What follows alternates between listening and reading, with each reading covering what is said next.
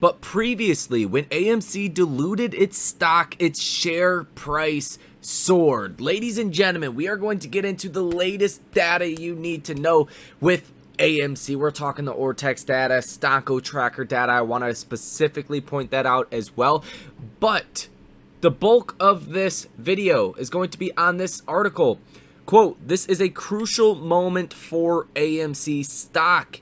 Here is why." Let's get into it, guys. The work is cut out for us here in this video. If you own AMC, if you like AMC, if you like to make money, you want to grow your net worth in the stock market or stay up to date with all of this key information, any one of those reasons apply, hit that like button, subscribe to the channel, source your comments, questions, or concerns down below in the comment section. Now, let's get into this video, guys. The markets today have flipped, and in a pretty big way. You were up almost 2% on the S&P 500 today, and it has since reversed. And now things are developing in after hours. Things can happen. We gotta see how this plays out heading into tomorrow. Tomorrow is going to be Friday. You also get durable goods orders, and that will be big as well. That's the last data point that we get for this week, and specifically Fridays, you can get a phenomenon, and this is very old, this is like 40-50 years old now, where people don't want to hold stocks over the weekend. So Fridays, in a really fearful kind of market, Fridays can be pretty bloody. So we'll talk about that a little bit more in the coming videos, but I do want to focus on AMC here in this video, as well as GME, because why not? Let's just get into the actual numbers here. It only takes a second. GME, live short interest of free float sitting at 24.3%, about 65 million shares that are currently sold short. Cost to borrow average at about 45%, cost to borrow max at 74%, and cost to borrow minimum at about 17%. Interactive Brokers has the short or the cost to borrow rates at about 38.5%, with about 500,000 shares currently available to be lent out.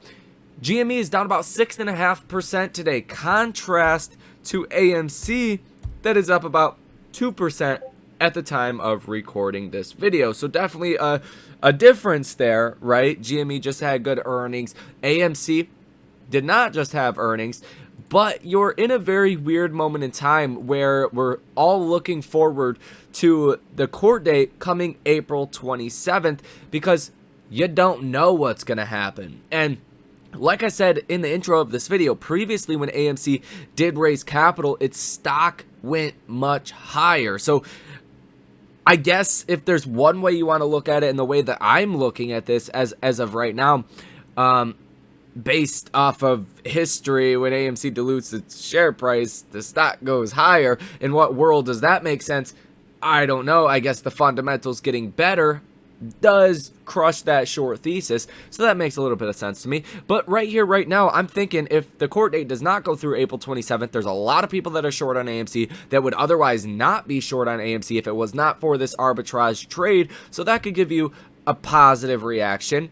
Or if this vote does go through, AMC raises a bunch of capital. Historically speaking, that has been bullish as well. So I don't see a lot of harm at these current levels. Now, if we were $9, $10, $15, the story would be a little bit different, but you're sitting almost at a low for the past 2 years now, right? You're at $4.36 per share. So I think the risk to reward is substantially skewed to the upside for AMC. Now, AMC's numbers almost identical to GME's short interest at 24.38%. Live short interest, meaning the amount of shares currently sold short, sits at about 126 million. Cost to borrow average at 376.71%. Cost to borrow max at 385.29%.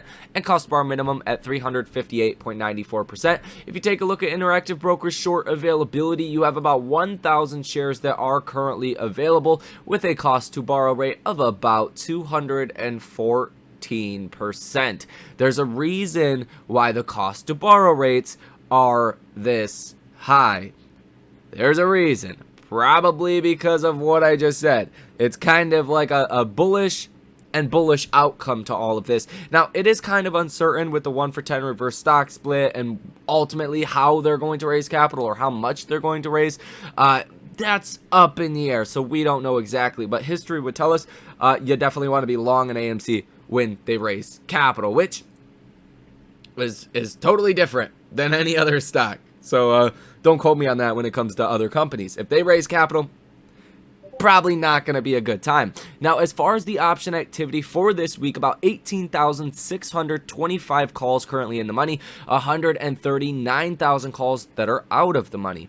In the money puts at about 77,000, out of the money puts at about 81,000. So some decent option activity. The next big option expiration is going to be April 21st. So from now until then, there's not a lot of option activity, but you can get some very big moves in AMC on these weeks where there's not a lot of option activity, because if fresh new options start to be bought, start to get injected on a weekly basis into the stock, it causes a fresh new round of gamma hedging, right?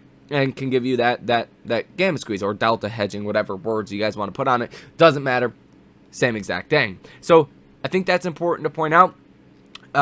Which believe it or not, some of the biggest rallies have actually happened on the lowest option expiration weeks. And we're going to be heading into a couple of those. Now, let's turn our focus to this article. This is a crucial moment, or critical moment, for AMC stock. Here's why. AMC shareholders overwhelmingly approved the conversion of APE units into common stock. Here's why this, combined with skyrocketing borrow fees, could catalyze the stock's performance in the coming weeks.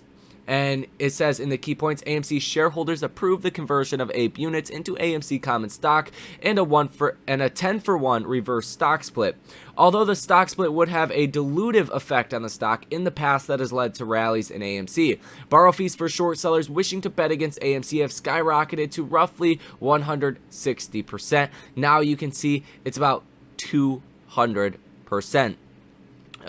And it kind of goes on to talk about this whole situation, what was being voted on. 87% of the votes were for yes, so kind of information that you guys already know.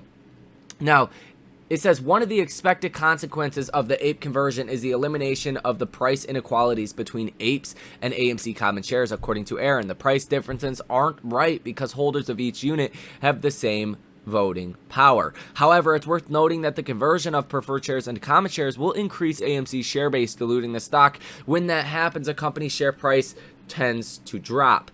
Before AMC can undertake the conversion, the company will need to overcome a class action lawsuit in the Delaware Chancery Court. The lawsuit, whose plaintiff is the Allegheny County Employees Retirement System, seeks to postpone the conversion. According to the suit, AMC and several of its directors were allegedly, quote, breaching their fiduciary duties by carrying out a strategy to dilute the voting power of AMC Class A stockholders. A hearing is planned for the end of April, and that is April 27th. AMC said they're going to vigorously defend their position in this matter and has plenty of confidence that the jury will make a favorable decision in favor of the company's management. Goes on to talk about the reverse stock split. We already know what a reverse stock split is, so we're not going to go over that. AMC skyrocketing borrow fees. Currently, AMC ranks among the most expensive stocks to short, considering companies with at least $50 million worth of short interest. Borrow fees are influenced by supply and demand. The greater the demand for the short positions in the stock, the harder it will be to find available shares. Thus, the borrow fees will increase. To bet against AMC short sellers need to pay fees of about 160%. There is currently $576 million in short interest on AMC, representing 25% of AMC's float. This year alone, thanks to the quick rallies in the stock, AMC short sellers have already lost about $180 million. That's a very good thing. If you're wanting a squeeze, if you're wanting a rally in the stock, whatever your purpose is, whether you're trading options, whether you've been in the stock for a while, you want to see them losing money. They've already lost $180 million, so if the stock goes higher from here, it don't look that pretty. It don't look that good at all, especially with the cost of borrow rates that you are currently seeing. Now, one of the main reasons why there has been such high demand for short positions in AMC in recent months is the fact that many investors have entered into an arbitrage trade. They've shorted AMC and gone long APE due to the share price discrepancy. However, those who have entered the arbitrage trade have not been successful, mainly due to to the unconventional way AMC trades. AMC's volatility gives the stock minimal correlation to the company's business fundamentals. Betting against AMC shares and going long APE has been complicated by unstable borrow fees, making the trade unpredictable. In addition, another reason why AMC borrow fees have skyrocketed was the return of retail investors' confidence in speculative assets. This enthusiasm has pressured short sellers to cover their positions in the first 2 months of the year. According to VandeTrack, retail investors added an average of $1.5 billion each day into the U.S. stocks during the first 2 months of the year. This was a record-breaking level of inflow. The bottom line, a lot is going on with AMC shares at this moment. Stock dilution may sound bearish, but the company's share price, but previously when AMC diluted its stock, its share price soared. Altogether, it's difficult to predict how the market will interpret the conversion of APEs to AMC common shares and the reverse stock split.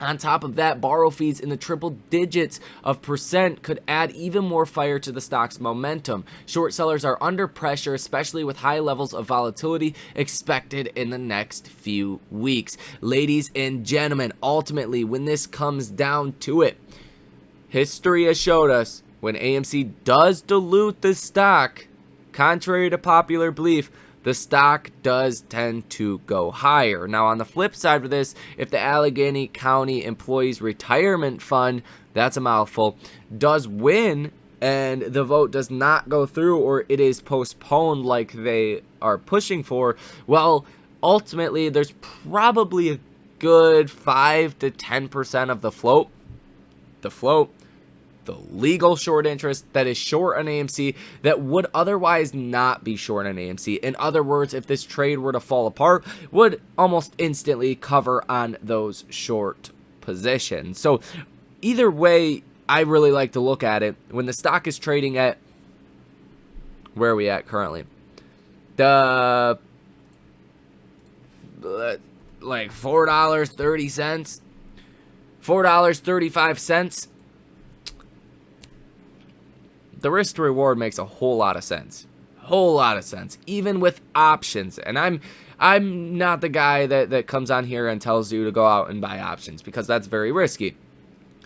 But it looks pretty appealing based off of where the stock is, what the history is with the AMC, and the base, best, and worst case scenarios here. Even the worst case scenario, and that would be likely diluting AMC stock and raising capital, has given us some of the biggest rallies in the past. So when you look at it like that, it's hard to really sit here and make a super bearish case, even on the company's outlook for 2023. Theaters, I don't believe, are going to get worse in 2023 than what we have seen throughout 2020, 2021, and 2022, guys. So that is going to do it for this video. We did cover a lot of ground. Hit that like button, subscribe to the channel, source your comments, questions, or concerns down below in the comment section. I know you guys got some, so let me hear it down below in the comment section. That is going to do it for this video. I will see you in the next one.